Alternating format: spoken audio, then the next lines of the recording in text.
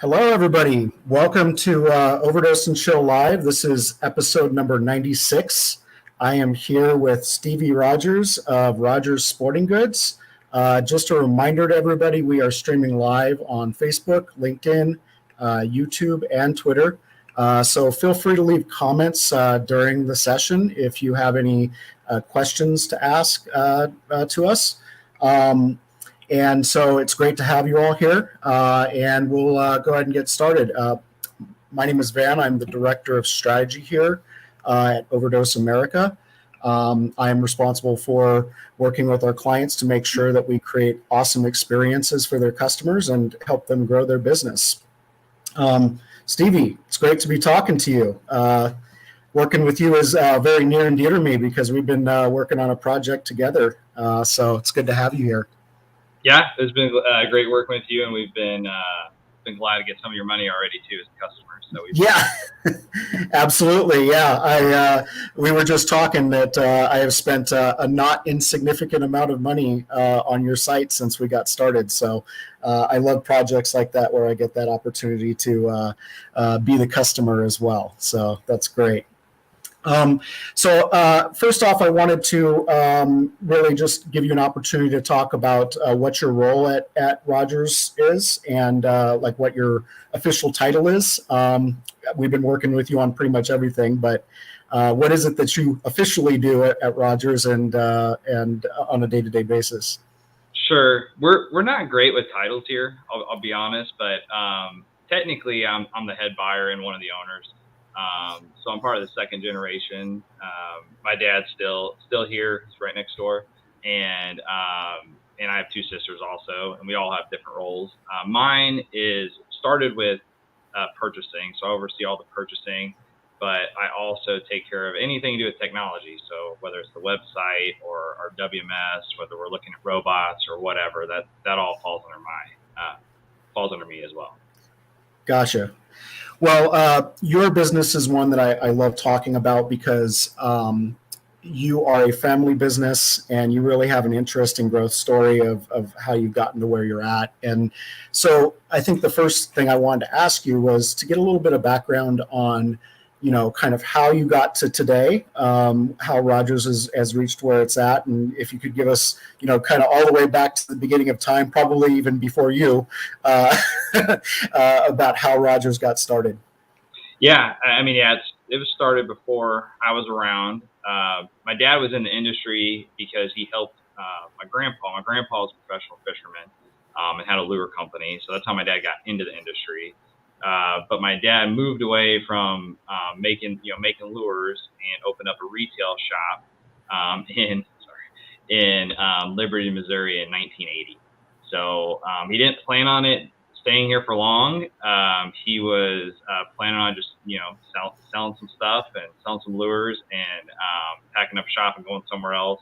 But he had a little store that he had rented out. It was only like 20 by 60, and he had to make people wait outside to get in. So he never left. So we've been here, been in Liberty since then. That's awesome. And so obviously this is a family affair. Your family name is on the side of the building. So what has it been like to kind of be part of a family that's so focused and centered around the business? We all, love doing it. We love doing this. We have a lot of pride in it. And we like trying to, just do things better all the time. That's always our focus. We know that there's always a better way to do something. So we're always growing that way. And we all, even though we all have our own quirks and things that we're better at, we all, strive just to, any little thing that we can change to either help product get shipped faster, help more visibility to our customers, or something just saves time. So we're always just trying to see how we can, improve our processes and grow the business. Continuous iterative development, right? That's a lot fancier way of saying it. I wouldn't have, but yeah, you're right. Yeah, well, that's New York. That's how they would describe it, right? Yeah, yep. Better wordsmithing. Awesome. Yeah, and so you mentioned earlier that you are kind of second generation, and I'm curious to know, and this is kind of an interesting part about family businesses and, getting started. The first generation always has one kind of focus, and then it kind of moves to the second generation. What's kind of the differences that you've seen as far as the course of the business as you and the rest of the second generation of Rogers has kind of come into the picture? Well, and my dad's still in the picture, so he's still, like I said, he's still here. But I guess the change has been, before we didn't even have a POS system or inventory. So, my dad, not that he was resistant to technology, he just didn't have an iPhone, never sat at a computer. Everything was in his head. And talking to vendors, he can remember prices from 30 years ago what he paid for a certain thing. So it was just all in his head. But as we wanted to continue to grow, we did need to use technology. Even though he still remembers, so he manages ammo and still knows all the prices today, what he's paying for it. It'd be a lot. I always tell him it's a lot harder to do that if you're buying all the clothing SKUs. We have about 10 times as many clothing SKUs and even more fishing SKUs. So technology was necessary for us to keep growing. So that's been the biggest thing, is just figuring out how we can leverage technology, whether it's in the warehouse or on our website or with our accounting. When we switched to NetSuite, that's helped our accounting side, just that process so much better. So that's probably the biggest change for sure. Awesome. Yeah. Obviously, like the younger generation, we're more tech oriented. I don't know about you, but I was like born the first year that personal computers came out. So it's a hard thing. It'll be interesting to see what the next generation does, right? Oh yeah, just seeing my son, some of the stuff he does already, and he's one of those kids. He's 6, but already figuring out how to buy things on Alexa. So I had to uncheck that feature. Right, absolutely. That can get expensive. Yep, for sure. He tried to order a Switch. So Switch. Yep, of course. So one of the things that was really interesting on our little thumbnail when we were promoting this event has a picture of you with like this gigantic fish, and so it prompted the question in my mind to ask you, how do you view yourself as a Rogers customer? What do you buy? What is the family into? Obviously, you started in lures, but can you tell me a little bit about the family's interest and how that relates to the business? Yeah. So yeah, we all love to fish. Well, my sister Mandy's not the most avid outdoorsman, but me and my sister Shannon, my dad, and all the grandkids. My kids are the youngest, so they're just getting into it. But my son loves to fish. So fishing is like the easiest one for us to get the young ones going. So I'd say we all like to fish, but my sister Shannon's family is really avid hunters as well, and I am too. We do all of it. So and we're in Missouri, so the stuff that we have here, bass and crappie for fishing is what we go for the most, and deer, turkey, and waterfowl. We definitely live and breathe it. So those are all near and dear to our hearts. And so I'm at our warehouse location. So I don't have products staring me in the face all the time. Like I can walk out the warehouse, but I can't just grab it and buy it. Whenever I have a meeting at the store, I always spend money. So whether it's clothing, new T-shirts, or a cool shirt, or whatever. So I'm always spending money every time I go over there. I think it would be dangerous for my bank account if I walked into your store.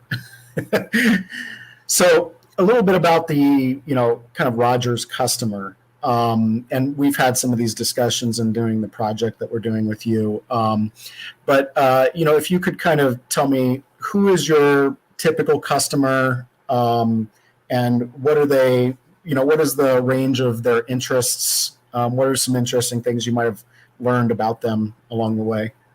Yeah. So locally, we were most known forever for fishing. That's where we started. We didn't even get into hunting till like the mid 90s or something, when I was like 3 or 4, something like that. But now we're definitely most known for waterfowl. So the waterfowl customer is definitely that's our focus for sure. And if I run into people that have heard of us, like when I'm traveling or going to shows, A lot of them buy ammunition from us. So we're one of the largest shotgun shell retailers in the country, if not the largest. And we're probably definitely the biggest independent. And so that's definitely who we've targeted and have definitely positioned ourselves to sell to for the last several years. So waterfowl is definitely who we focus on, but we do have a little bit of a younger customer also, which is kind of newer for us. I would say that we tracked older for a while. Mainly we were advertising with printed flyers. We were mailing them out, more traditional ways of marketing. And now, we're using social media. We're trying to do more product reviews. We're just trying to get in front of customers more often and show them product. Because the one disadvantage to an online store is you can't touch and feel anything. So we want to try to get that experience of almost, as good as touching and feeling it without being able to. So the more information we can provide, showing the product off, showing it at different angles and talking about it. I mean, trying to give them as close to touch and feel as they possibly can without being able to. Gotcha. Yeah, I know as part of this project, and actually I spent a little, as you know, I spent a little bit of time in your industry years back. And it's amazing what's out there as far as content now. And it just seems to exponentially grow, YouTube stuff. Actually, it was interesting. I was watching a guy, he was clearing a beaver dam in a river. And he was out there wearing some Rogers waders. And he actually caused a flood, which then knocked him over and filled his waders up because he fell into the water. But, those are the interesting stories that sometimes, drive the interest in the activity, right? Yeah, for sure. There was a funny video talking about YouTube where a guy was hunting and is in a layout blind.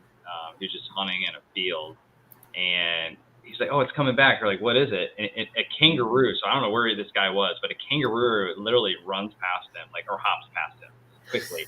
I have no idea where it was in the Midwest, or if it got let loose from a zoo. But there was a kangaroo. It was a Midwesterner. It wasn't an Australian. Yeah, it was an Australian. It was somewhere. I don't know where. I forget what state it was in, but it's somewhere in the Midwest. Oh, that's awesome. Yeah. So in terms of new customers, obviously you've got that older generation, been doing it forever, kind of the traditionalist kind of thing.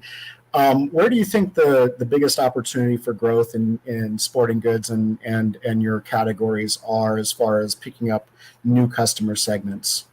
I mean, I think the biggest thing that for our industry, whether it's us or anybody else, is that we have to get younger generations involved. And some of them maybe had a dad that did it or had a grandpa that took them hunting, but maybe I think there's a lot that don't necessarily have that want to fish or they want to hunt. So, and that's where, we want to help, and that's where, YouTube influencers help, where we just need to educate and allow, make it not so much barrier to entry to get into the sports. So that's been a big focus of ours. We partner with a lot of different, YouTube guys and stuff like that so that we can, like I said, make it easier. You don't have to, you can't spend a ton of money on waterfowl. It's not an inexpensive sport, but there's ways to do it where you don't have to break the bank and get going and have a good time and have a successful hunt. So that's what we're trying to, I think that's the biggest growth for us, is to focus on the younger generations and make sure that they have the tools they need to, go out there and have a good time and be successful. Lowering that entry point is what it's all about. Yeah, and certainly that's a space where it can definitely get a little pricey for all the fancy things, as I am very well aware. So when we got started, you had given me a kind of list of the target competitors that you have.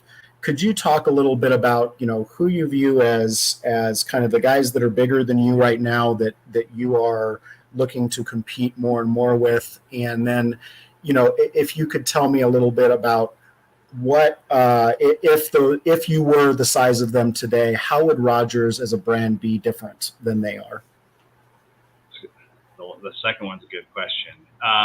So we, the big box stores like the Cabela's and Bass Pros and Shields of the world, that's who who we try to compete against. We don't necessarily focus on trying to compete head to head with independents. It's like, we feel like we have kind of a camaraderie with them, so we don't necessarily go head to head with those guys. But there's sometimes where those big box guys just have some advantages, so that's who we want to stick it to anytime we can. So that's who like I said, who we were focusing on and trying to give ourselves a competitive edge against them anytime we can. So whether it's with our pricing, with our negotiating, and the thing that makes us that gives us our biggest advantage is that we are a good size. So we're not too big. We still have a lot of focus. We are still really close to the product. We have a good beat on what's going on, and I think that one thing that a lot of those big companies focus on is like, well, we did this much this year, we got to have this X% of growth. So how do we get there? And it's really just moving around numbers, which that's not really that's not our focus. Like our focus is make sure we have the right products and have enough of them for when people need them. And we're not necessarily trying to hit a number every year. So I think that's one big difference is that we're just, I guess we're driven differently than just trying to hit a number. And that's not the goal for us. Yeah, I've worked for a number of brands, and I can tell you that is the strength of the family business, and whether they're the big guy or the little guy, being able to make those choices and trade-offs. Whereas the big guys, they tend to live and die by the quarterly reports and profitability and top line and all of that. And it allows you to compete more effectively with them because you can make choices that they can't, right? Yeah, and we see it, and we can just be faster. If there's a new product comes out, I mean, sometimes maybe they get a jump on us because they went to them first. But a lot of times, we just know about that stuff sooner, right? Or because we're paying attention and we get excited about it. So people usually want to bring us stuff, maybe even before them, because we're more excited, more passionate. Whereas it was, yep, I needed to fill that catalog page, so that'll work. Just a different mentality. And obviously I'm not working for them, so maybe a little biased, but that's just my impression and why I think vendors like working with us, because we say what we're gonna, we do what we're gonna say, and we are passionate about the sport. Yeah, and you know what, that actually relates to my next question, because I'm a Rogers customer, and you had kind of emphasized that service and calling you up, and you've got somebody that knows what they're talking about on the other end of the line. Can you tell me a little bit about how Rogers, that conversation with customers, and how it might evolve in the future? Yeah, I mean, today we're always there for whether it's questions or trying to help with product or shipping problems. Obviously, everybody knows, UPS and FedEx don't always get it there on time. So, they're always there for that. But I think that making to where they can get that information a little bit easier, get a hold of us easier. So we started live chat recently, and that's been a great thing. No one wants to talk to anyone anymore, it seems like. So having a live chat accessible allows people to get answers really quick. One of the girls that does it, she usually has 5 going at once, so she can crank them out, and you just get that information a lot quicker. Not that it takes a long time to pick up the phone and call somebody, but just getting that information faster. And I think that the other thing too, having more I know it sounds silly, but the frequently asked questions at the product levels, and giving more of that content helps, and the customer service team goes through that. But yeah, I think that we just keep trying to, we're always willing to be, we're always fair, try to help people out. When UPS does make a mistake and doesn't get there and you're leaving for your hunt the next day, we ship stuff to where people are going all the time, to try to just get them taken care of, and we'll deal with UPS later. So anytime we can help someone out, we definitely do it. That's awesome. Well, I will say that, I live in not exactly a super populated area, and my orders got here very quickly. You all got it out same day, I think, in most cases, or the next morning. So you're definitely on target there for sure. So, in your space, and I know this from just working in it, availability is a big consideration. And so I wanted to kind of ask you, one, how are you dealing with challenges around availability? And two, how are you using your availability of certain products? And I will say that you have availability and a good price on a lot of products that others don't, even the big guys. How are you viewing like leveraging that for growth of the business going forward? I mean, that's been one thing that we've always focused on is trying to have, as much inventory as possible for when we need it. So like a lot of manufacturers, like decoys, for example, they take up a lot of space. There are a lot of air in decoys. So they don't want to hold on to them. The factories in China don't want to, if they are making them, they don't want to hold on to them. So today, usually between 50 to 60% of our warehouse is taken up by decoys. So I don't think that, like, I'm sure from a profitability standpoint, that doesn't make as much sense, or it's not, per square footage, we're not making as much money on those decoys as we should be.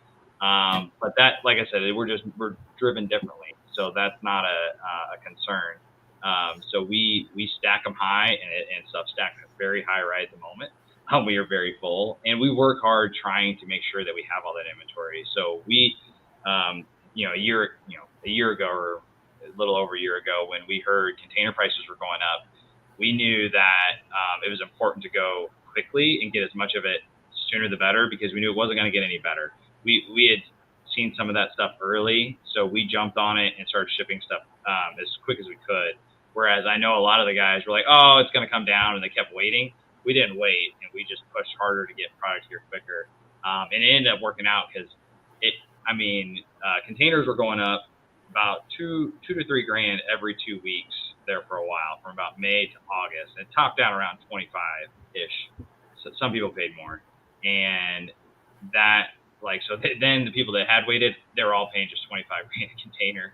So it was even, they had even higher freight. And it's just now, this past spring, it's just now started to come down. So we ate a lot of that stuff, some of that freight. So there was products that we sell, like grass for a blind. We paid more, $25,000 to get that product here, and there's only $12,000 worth of product on the container. So obviously that's a little upside down, and we just sold it at cost last year we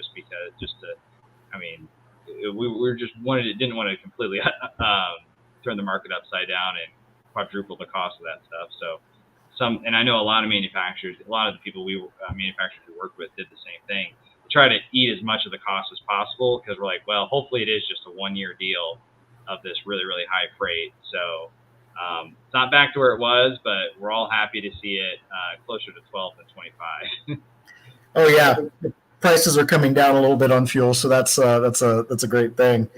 And I think for a lot of retailers that are in a space similar to yours, and not necessarily sporting goods, but really anything related to a hobby or pastime that people have, the visualization a lot of times is the shelf of stuff that they have to do that thing. And obviously, if you have availability, on things like decoys and ammo, you're going to get a purchase from somebody that's looking for it if you got a good price. How do you really view leveraging maybe some of the things that we've already talked about service and others, leveraging that to really help acquire those new customers in a larger sense, where you have a larger percentage of that shelf that's coming from Rogers as opposed to the other guys? Yeah, we definitely, we promote a lot of what we have in stock. Obviously, like we promote a lot with our email blasts and things like that. We're definitely showing you all the stuff that we have in inventory, and I think it definitely works. If you go to Google and there's you're looking for a certain thing, and there's a lot of times we may be the only one that has that certain thing in stock, and we usually can check more boxes because of our practices.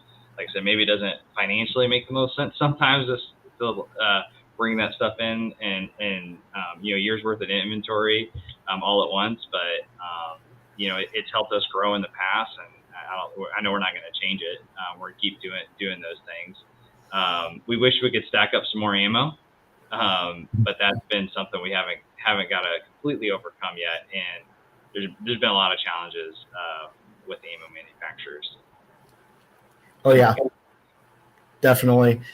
And yeah, go ahead. Well, I was gonna say a lot of people didn't realize too. So I mean, you have a few big players in that market, and Remington. So when the pandemic started, Remington, where they were based out of, they had some in New York, but they basically shut down. So they didn't make any ammo in 2020. So that was like a huge player that wasn't making anything.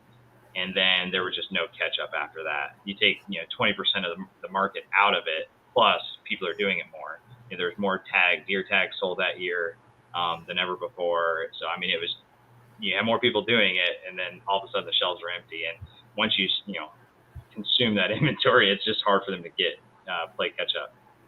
So where a lot of retailers, customers were staying home, your customers were going out to the far reaches to do their thing, and you had to have the stuff ready for them.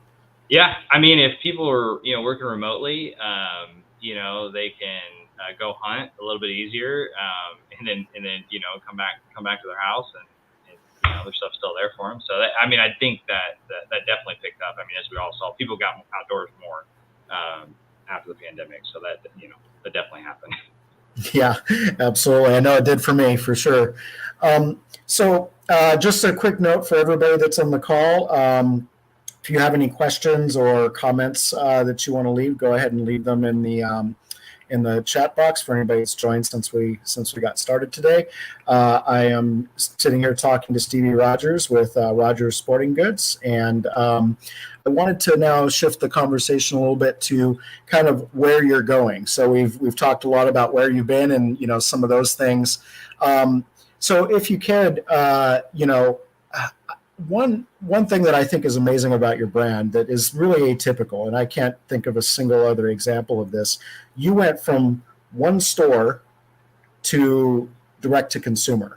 And I work with some clients that, they're like, we went from one store to 6 stores to 12 stores. Then we really started focusing on D2C. And then others were like, what's a store? We don't do that. We just sold direct.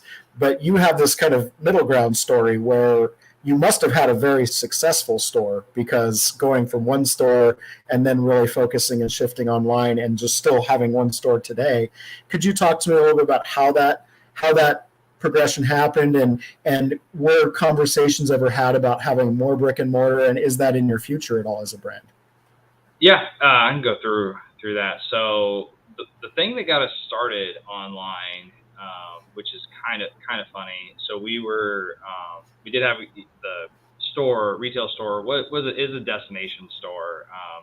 We always had stuff piled high, and always kind of compared ourselves to like Sam's Club with hunting stuff, decoy stacked high. But we sold a lot of fishing lures, so we had just huge selections of fishing lures. So that was like that definitely was our bread and butter for a very, very, very long time. And that didn't switch. I mean, that basically didn't switch probably till the last 10 years. But what got us started selling online, a boat seat manufacturer, local to us, they're a few hours away, had went out of business, and they had like a liquidation sale. And my dad bought all their inventory. And we didn't have space to put it, so he talked to my brother-in-law, Vince, about building a barn on his property, and he's like, "We'll split it. I'll only take half the space, and we'll bring boat seats there." And so my dad filled it up, and I remember Vince going to him and saying, "Hey, like, where's my half? It's like I don't see the line. I mean, you pretty much took up the whole thing." Well, he said, "You see that space up above all those boat seats? Yeah, that's your half." So, but anyways, that was we filled it up with all those boat seats. But there was a lot of things that weren't in our market, like not for the Midwest, not for a store in Liberty, Missouri. So there was a lot of lounge seats and jump seats that are for bigger boats, and most of the boat seats we were used to selling were for bass boats. So it was just a different product that we didn't know how we were going to sell it. So my dad was selling them for like $20 or something like that, like just giving them away, those particular seats. Well, somebody had an idea to put them on eBay. So we're like, okay, we put them on eBay, and we started selling them. We started selling a lot of them, and we pushed through that inventory pretty quickly. So eBay back in the day, I think this was like 2000 for us. That's how we got started selling online, was selling boat seats on eBay. And we, a few years later, we kept, we changed our product assortment. We found out we could sell different things that we weren't selling in store. And that's honestly how it was probably an outlet for us. It was like, hey, we're not moving this, put it on eBay, and it would disappear. So that kind of just opened our eyes. Like I said, we kept listing more products on there. We, at the time, so we only had an 18,000 square foot building, and we had 40 semi-trailers parked outside, full of product. And so when we, started picking stuff out of those trailers, me and the warehouse guys, we would drive forklifts around. We had no point of sale system at this time. So we had no WMS, like nothing. Everything was in our head. So we'd have to drive to a trailer, open it up. Oh no, that's not the right one. Close it up, go to the next trailer and grab the box. And that's how we picked orders back in the day. And so, but that was the things that we had to do to get to where we are. But so that's kind of how it started, though, was just dabbling with boat seats on eBay, and then we started getting into just different categories and growing those categories. And so, when did you launch your original website? I think, and I should know this, but I don't. I would say it was probably close to 05 is what I would guess. So I was still in high school then. But that's when I think it was, right around then. Gotcha. Well, yeah, and that's absolutely what we've been very focused on, is kind of evolving that experience. So I guess the big question is, how are we doing so far? Great so far, but there's a lot more to do. Yep, absolutely. We're looking forward to it. And so, in terms of the current site project, what do you see as being some of the big wins for evolving your web presence? And what are the big things on your mind that you kind of key performance indicators, things that you see as being success metrics for the project? Yeah, I think how, I always talk about that, our customer experience of how they can see the product. So I think how whenever we can get whether we do 3D images or something where you can rotate the images, and more videos and more content to make it where, like I said, it's almost like they can touch and feel it. I know that's not necessarily a KPI, but those are the things that as we make that process better, I know the sales and the conversion rates will follow. So I think search is a big thing. We've been talking about. I think search is a big opportunity for us. I think there's a lot of things in our space that it's not, people have slang terms for them or whatever it is, or they spell it differently. People in the South call it something different.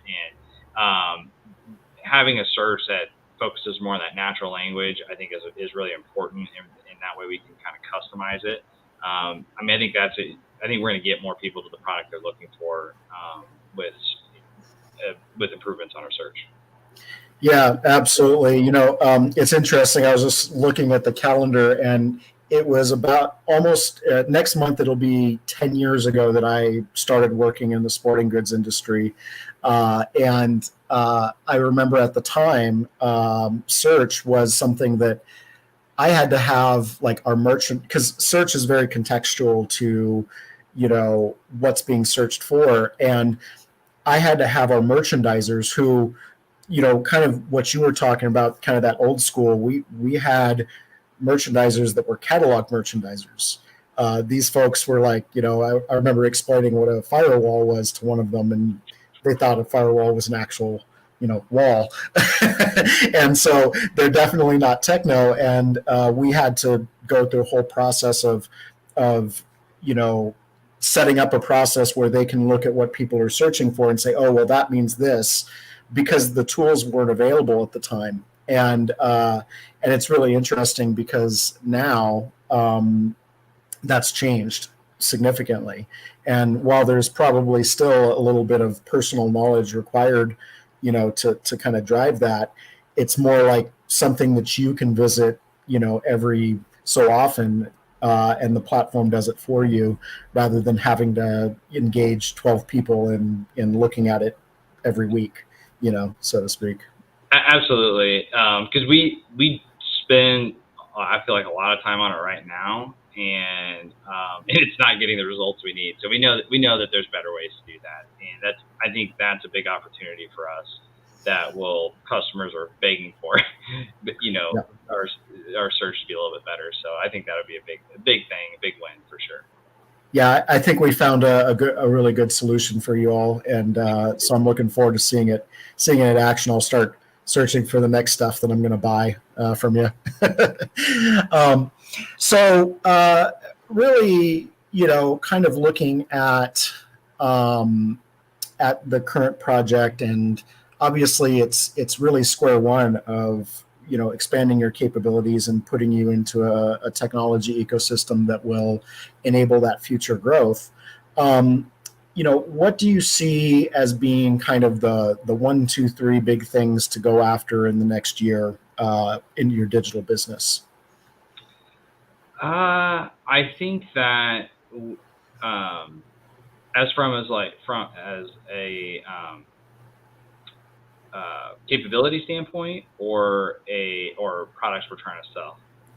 I think really like capabilities, and like what are the dreams for your new site that maybe you won't have on day one, but you would love to see bring to bear within the first year, whether it be content or catalog, or what do you see as being kind of the hit list starting on day one?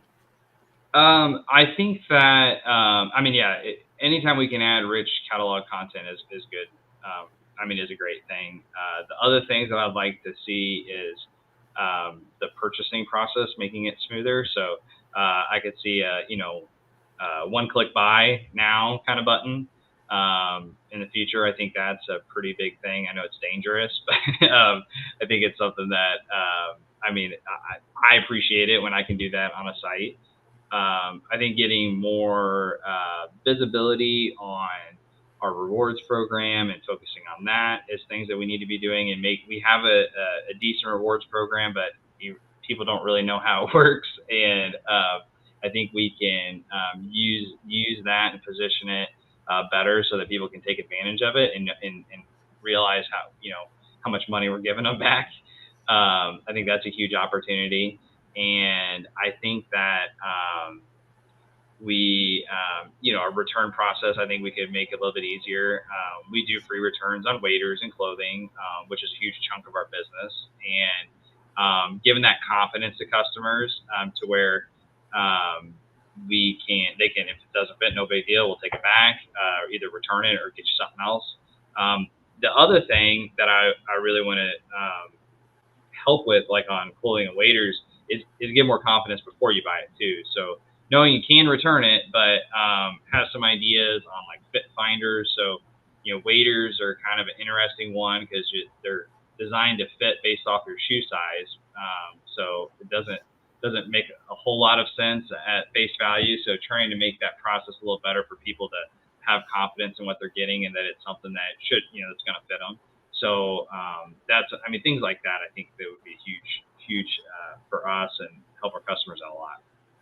Yeah, it was interesting. You had told me that kind of, I think on like our first session when we got started, about the sizing concerns. And at the time I was like, well, yeah, this, apparel, shoe retailers, stuff like that, that's a challenge. And then like I started looking through your current site and your current like size chart page and all of that. And I was like, oh, this is complicated. Like, wait a minute, we have to account for like, gut size in addition to shoe size because a wader is not really like just pants or just shirt. It's kind of a unique product. It is. It's unique because you're trying to make it fit you. It's bad enough trying to buy Carhartt like coveralls or something, right? You gotta tie in something that fits your foot and your inseam and your waist and your chest size. So it's like just more to think about. Yeah, and that's a big challenge. That's not easy. Even a lot of the big like shoe retailers online, they have the same challenge, and that's just for shoes. And especially because shoes are far easier to like exchange, or cheaper, I would say, for shipping. Waders are a big thing, for anybody who doesn't know what waders are what you wear so that the river doesn't enter into your clothing, and generally comes up to mid chest. Has some suspenders to make sure that the water stays on the outside. Or I guess in the example that we used at the beginning, sometimes it goes inside and stays inside the waders too. Yep, which can be dangerous for sure. Yeah. So need to have a wader belt on. Yeah. For sure. Yeah, and you have, and I think one of the other things that's part of that waiters question is you have a lot of selection there too. Like you have, like I was looking through it, and I'm not an expert in like waterfowl or in fishing or any of that, but I look at the amount of waders you have and the amount of features on them, and and all of that, and that's a lot to for a customer to step through. It is. And we need to help them. That's something that can be daunting for sure. Because we have waders from $100 to $1,000, and there's a bunch in between. So there's different materials, and we try to do what we can. But that's something that I think is a big opportunity for us to get them pointed in the right direction. Not everybody needs that $1,000 pair for sure. There's a lot of waders in there. The ones that we sell really well offer a lot of versatility, like our Rogers 2-in-1. So they can be the liner can come in and out. So if you need a warm pair of waders, you leave the liner in, and if it's hot, whether you're teal hunting or want to use them for fly fishing, take the liner out, and then you're good to go. Yeah, and it's interesting because we're just at like a little over 20 years of real e-commerce out there. Like that's the only experience we've had, and we still, I think the industry has a long way to go to replicate what you've been doing in your stores or in your store. Because if I walk into your store and I ask somebody about what's the best wader for me, they can give me an answer, and we can sit here and talk about structured data and selectors and all of that. But the true fact is that we're still not to the place where it's as effective as that in-person experience, that personal selling. Well, for sure, because you can tell pretty quick when you talk to somebody, right? If they pass the sniff test, if they know what they're talking about, right? So I think when you walk in our store, you start talking to someone that sells waders all day, every day. You definitely get confidence, and it's hard to get that confidence from a website. Just clicking around, it's just not the same thing. So, and that's why, even though e-commerce is a huge focus for us, the in-store experience is always going to be important for things like that, and people are still going to want to try it on. So I don't think that's ever going to completely go away, but it's hard to replicate that confidence for sure. Yeah, and one of the things that I run into commonly with you and with a lot of our clients is, translating that into a meaningful digital experience. And I think there's a tendency, like the industry started out with like, oh, we're just going to put it up on a website and let somebody buy it, like the eBay purchase. Well, there it is, and they know what it is, right? But educating that user and, kind of to your earlier point about getting new people into the sport, that's a big content thing, and that takes a lot of thought to do that digitally, and you can get engagement on a YouTube channel, but relating that back to your brand and getting them to buy and engage and getting more of that shelf is definitely a big piece of it. Yeah, absolutely. So I guess kind of final question here. Assuming we are wildly successful with our launch, and assuming that you start piecing together some of the after launch items and get those in place, where do you see Rogers being 10 years from now? That is an incredibly hard question, and the reason why, whenever we sit down and do that, we usually do it in like 2 or 3 years. So we when we moved into this building, in 2019. So in our warehouse, we have a picking module, which what that means is it's a 2-floor racking system with conveyors, where totes run up the conveyors, get directed to certain zones and picked into those totes. We came into the building knowing we were going to build it, built the first floor and said, okay, in year 5, we'll build the second floor. Well, we built the second floor of the Pickmon in year 2. And now we're already, we're really already maxed out for capacity and throughput that we need out of it to keep growing. So we keep setting goals, but I don't know if we're just too conservative in our goals, but we keep crushing them, quicker and quicker. The other limitation I have for setting bigger goals for 10 years, my dad and my sister Mandy said that if we move into another building that they're retiring. So I have to figure out how to do more business out of this building, or I just need to do it on my own. All those are challenges, but I think that in 10 years we will. I think we'll still have only one retail store. I don't think that. My dad said I was about 3 or 4 years ago. I said, "Oh yeah, we should open up 5 more stores." Yeah, we didn't do that, and I'm off that kick now. We're just going to keep focusing on this side of things. But I think that we'll be in more markets by then. I think that we won't just be known for waterfowl and not just in the hunting and fishing space. I think we'll be in other categories that are maybe relatable, maybe not. I think we'll dip our toes in some different categories, and I know there'll be robots in our warehouse before then, maybe much sooner than that. And I think that will, and not that we're trying to replace any jobs. We have a great crew out in our warehouse, and we wish we had more of them. Similar challenges to everybody right now. But we have, and honestly, a big part of our success is our employees. I mean, we have a great crew. I'm very blessed with all of them. So that'll help keep fueling us for growth in the future. But I think that we'll probably in 10 years we'll be in another building. So then it will probably be just me at that point. So I probably won't have to talk to them to stay in.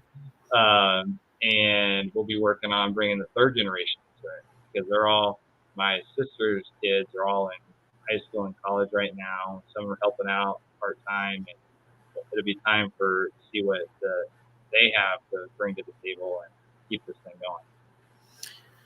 That's awesome. Yeah. I mean, it is hard to look that far out, and go, hey, where are we going to be? But, I think there's a whole world to the adjacent interests that your current customers already have, whether it be just generalized outdoor activities, camping and things like that, or, growing more into that, or, just in general, enjoying the great outdoors in this great countryside that we have. Being in Missouri, I'm sure you have plenty of that right outside the door. Oh, yeah. I mean, who knows? We might go disc golf might be the next one. You never know. I mean, it might go something crazy like that. So, it'll be things. If we do it, it'll be something that we have exposure to and that we like to do, or that we have someone here that's really passionate about it. And, so it'll definitely be something like that. It won't be, we won't get into selling camo bedding. Nothing against camo bedding, but we're not like the gifty, shop like that. And it's not our focus. It's not who we are, and that's just not who we're trying to be. So it'll be the stuff that, the camo you need to go outdoors, not, have your bed. Yeah, that makes sense. None of the mossy oak seat covers for the truck. Yeah, that's okay. We used to carry those, and we probably should. That's okay, but we're not. Yeah, the gifty side of things isn't our focus for sure. So it'll be things about doing the sports, going fishing, shooting traps, or maybe disc golf. Makes sense. Okay, I'm just going to open it up, see if there's any questions that we have from anybody watching. Let me take a look here. Oh, no, we don't have any questions. So, Stevie, it's been great talking to you. I'm looking forward to continuing to work with you on this project. And thank you so much for joining us for Odie and Chill. Yeah, absolutely. Look forward to keep working with you and making some cool stuff. All right. Awesome. Thanks.